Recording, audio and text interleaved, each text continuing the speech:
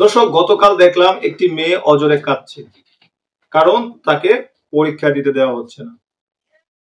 তার অপরাধ, সে নির্ধারিত সময় থেকে দেরি করে এসেছে, কিন্তু এর পিছনে লুকিয়ে ছিল এক মর্মান্তিক ঘটনা। ছোটবেলায় বাবাকে হারিয়েছে আর পরীক্ষার দিন মা স্ট্রোক করেছে।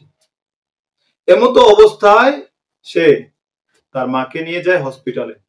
মাকে হসপিটালে এডমিট করিয়ে চলে আসে পরীক্ষা কেন্দ্রে, কিন্তু ভাগ্যের নির্মম পরিহাস, তাকে দিতে দেওয়া হলো না পরীক্ষা।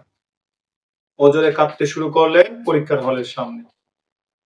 এদিকে পরীক্ষা কেন্দ্রের হেড এক্সামিনার জানায়, নিয়ম নীতির কারণেই তাকে পরীক্ষাতে অংশ নিতে দেওয়া হয়নি। সম্প্রতি আপনারা হয়তো ভুলে গেছেন, কিছুদিন আগেও শুধু ধর্মের রীতি মানতে গিয়ে একজন শিক্ষার্থীকে রাতে পরীক্ষা দেওয়ার সুযোগ দেওয়া হয়েছিল। বলা হয়েছিল বিশেষ বিবেচনায় তাকে পরীক্ষা দেওয়ার জন্য সুযোগ দেওয়া হলো। কিন্তু একটা মেয়ের ছোটবেলায় বাবা হারিয়েছে আর পরীক্ষার দিন তার মা স্ট্রোক করেছে, কিন্তু ভাগ্যের নির্মম পরিহাস, নিয়ম নীতির দোহাই দিয়ে তাকে পরীক্ষা দিতে দেওয়া হলো না। আর অথচ দিনের পরীক্ষা রাতে নেওয়ার ঘটনাও আমাদের দেশে রয়েছে। তাকে দেওয়া হয়েছিল বিশেষ বিবেচনায় পরীক্ষা দেওয়ার সুযোগ, কিন্তু একটা মেয়ের এতটুক লাইফে দখল যাওয়ার পরেও তাকে পরীক্ষা দিতে দেওয়া হলো না। বলা হলো নিয়মের মধ্যে নাই। তাহলে সেই সময় কোত্থেকে নিয়ম আসলো?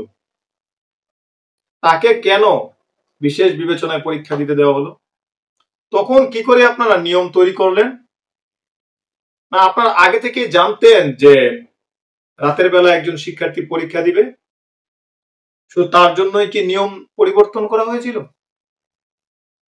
প্রশ্নগুলো সেই সকল ব্যক্তিদেরকে করতে চাই যারা শিক্ষা বোর্ডে রয়েছে।